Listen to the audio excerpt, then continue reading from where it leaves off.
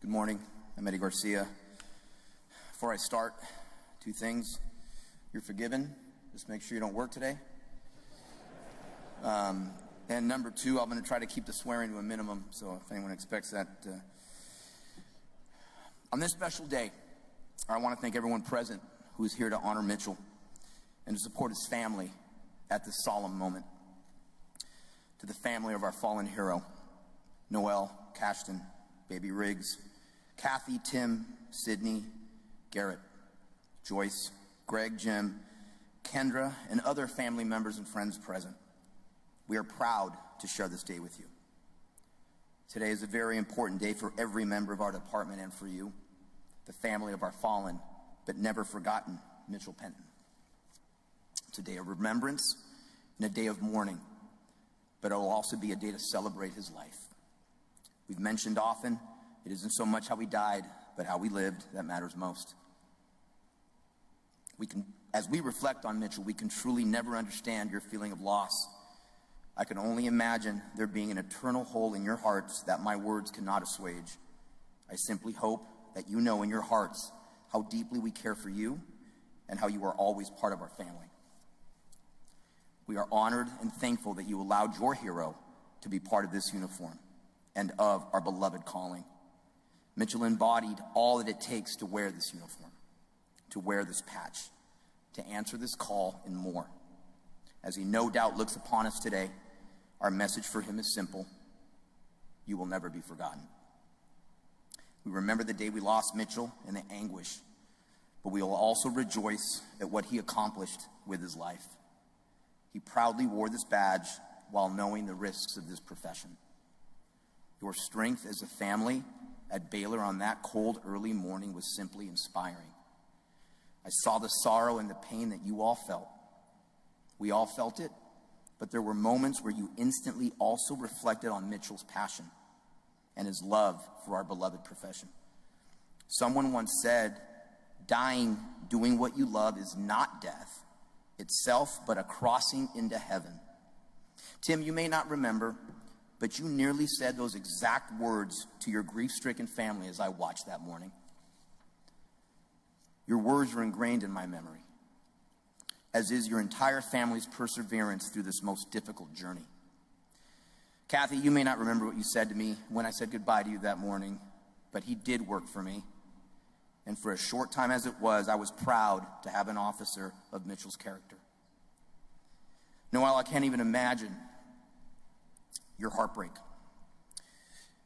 You have lived through the worst part of being a police officer's spouse. But I will tell you this from your family, and as strong as you are, unfortunately, this will not be the last time we will lose a hero, not only in the city of Dallas, but in this country. And there will be families looking to you for support and your strength to help guide them in that journey. And I've spoken to you, and I know you've taken that challenge. And I thank you for that. Please know, as Mitchell looks down on us today, that he will always watch after you, Cashton and Riggs.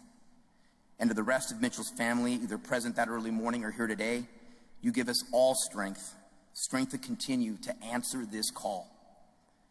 Although I didn't know Mitchell personally, I had the opportunity to meet with some officers that did last Friday. And what I found out was this: in my nearly 30 years in this profession, I've known good cops, hard-working, tenacious cops, excellent cops, and there was no doubt Mitch was one of those. The first thing that I found out was that he wasn't too happy when I got announced as the police chief in Dallas. As his friends put it, he didn't want his beloved department to get California'd, but I'll say, I guess he gave me a second chance. And as he had heard that I had ridden patrol in Southeast and South Central, that he was anxious to when I made it up to Northeast, because he was hoping that I would ride with him and we would be his partner. And I'm not quite sure these stars would have intimidated Mitchell one bit. We would have had a busy night, and I'm hopeful I would have eased his California angst. He always wanted to be in the thick of it, never afraid and always willing to help. He'd be the first to arrive on scene of an evolving call, approach whomever was in charge and say, "Where do you need me?" Regardless of the amount of calls on any given night or early mornings, and this is music to my ears, if Mitchell did not take the criminal element off of our streets, he did not feel that it was a successful night. As one of his training officers put it, if he had 10 Mitches northeast, and this city would be in great shape. His training officers really never looked at him as a recruit. They saw him as a partner. They all trusted him. That doesn't happen all the time, I can guarantee you that. You know, as we covered at the vigil, my man was lean, but he liked to eat. And if some of you didn't hear the story, I guess there was an eating contest at a nearby taco place in the city where there was like some 2-pound burrito that he was going to eat, and he told his FTO that he was going to eat it. And this story goes all over the place, but his FTO said that if he ate that burrito, he was not going to ride in the car with him that night. So I think they passed that up. He was a breath of fresh air. In fact, everyone I spoke to thought Mitchell could one day be the chief. Although in speaking to families, I'm not quite sure he would love that job, in speaking to his mom earlier. Mitch's academy mates described him as a fiercely competitive individual, not only never failing a test, but getting 95% pluses on exams. We obviously just heard he was in amazing shape. But I hear his buddies needed to temper Mitch's enthusiasm at times because not everyone would be passing tests. He was always willing to learn, and when off duty, had to be reminded he was off duty because all he'd talk about was police work. He was the consummate team player, and as we've talked about, the fact he died doing what he loved, but it wasn't just simply being a cop. The one thing that I heard loud and clear, what he loved, helping people in whatever capacity. So you see, some of us may not have known Mitch personally, but I can assure you, we know the type of officer he was. He was exceptional. He epitomized excellence. To my fellow brothers and sisters, police work has changed. It's changed quite a bit since I began in the early 1990s. And so I have the expectations, whether realistic or not. But what has not changed or will ever change is the commitment to our communities and our commitment to each other. Romans chapter 13, verse 4 says, quote, "For they are God's servant for good. But if you do wrong, be afraid, for they do not bear the sword in vain. For they are the servants of God, avengers who carry out God's wrath on the wrongdoer." This is why we exist. This is our duty, to sacrifice for others. Too often those sacrifices made for our communities come at a great cost to our brothers and sisters, officers and their families, and our departments. But with disregard of your own personal safety, you continue to sacrifice for your city and for your brothers and sisters.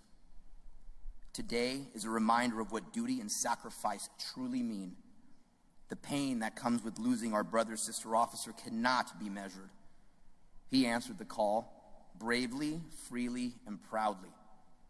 You answer the call and perform extraordinary tasks knowing the risks, without a safety net. But the loss of one of our brother and sister officers is brutal to go through. Yet you've always remained steadfast in your oath. But I know that you have laughed together, sweat together, and unfortunately have bled together, and that loss is difficult. Right now, thousands of individuals just like you here sitting today, wearing a uniform or making car stops, responding to calls for service, all knowing that doing so could cost them everything. Yet they continue to answer the call. For as Ronald Reagan once said, evil is powerless if the good are unafraid. Every day we don this uniform or clip our badge onto our suits, let's ensure we recall Mitchell's sacrifice and the sacrifices of his family.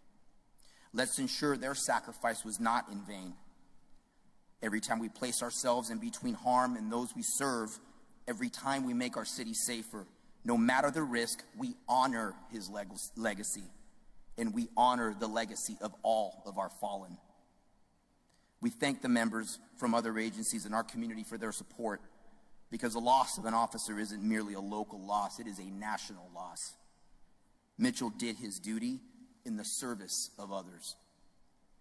One of my late chaplains, Dave Bridgen, once said, "It's okay to feel anger and to feel the pain and frustration of grief. But if our fallen were with us, they would be the first to say, we chose our profession, we knew the danger. We were aware of the possibilities. We knew, and we would not trade it away. Stand up. Be proud of the uniform. We are family, and even though we are gone, do not let us down. Stand fast. My brothers and sisters, stand fast. Continue to do your duty. Our communities need us today more than ever. Continue to answer the call. Officer Mitchell Penton, we will not let you down. Rest easy, hero. We'll take it from here.